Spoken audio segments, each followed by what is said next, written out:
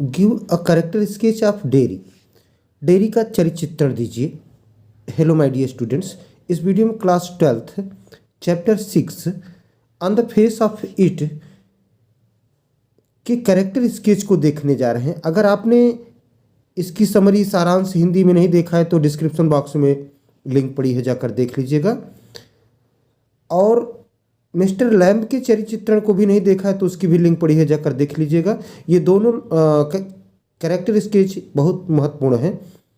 Question है give a character sketch of dairy. Dairy का चरित्र चित्रण दीजिए।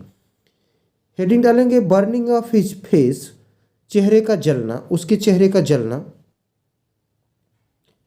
Dairy is a 14 years old young boy. तो डेरी एक 14 वर्षीय जवान लड़का है।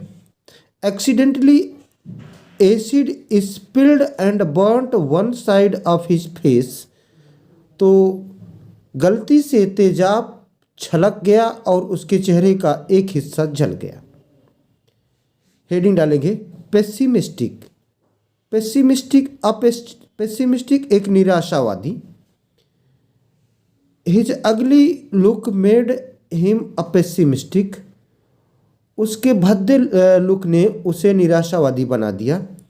So he was full of negativity due to scar on his face. इसलिए चेहरे पर निशान होने के कारण वह नकारात्मकता से भरा हुआ था। He was always introverted, frustrated, angry and withdrawn. वह हमेशा अंतर्मुखी, निराश, क्रोधित और पीछे हटने वाला बन गया, withdrawn. He always had a low confidence. हमेशा उसका आत्मविश्वास कम था। He lived in self pity apart from always being suspicious about others intentions towards him.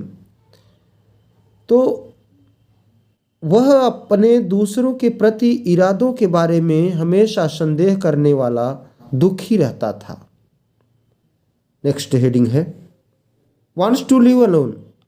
अकेले रहना चाहता है।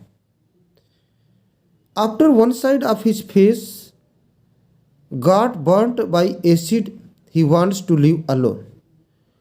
तो एक तरफ उसका चेहरा तेजाब से जल गया, इसलिए वह अकेले रहना चाहता है।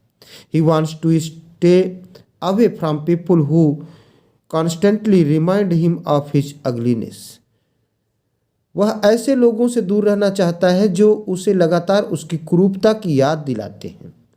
ही does not like to live with people. वह लोगों के साथ रहना पसंद नहीं करता है। He feels rejected and unwanted with them. वह उनके साथ रिजेक्टेड और अवांछित महसूस करता है।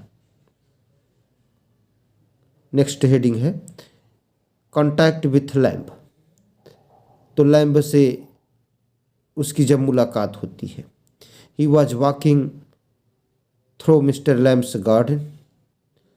वह मिस्टर लैम्ब के बगीचे से गुजर रहा था। He felt the place isolated. उसने महसूस किया कि ये जो स्थान है वह एकांत है।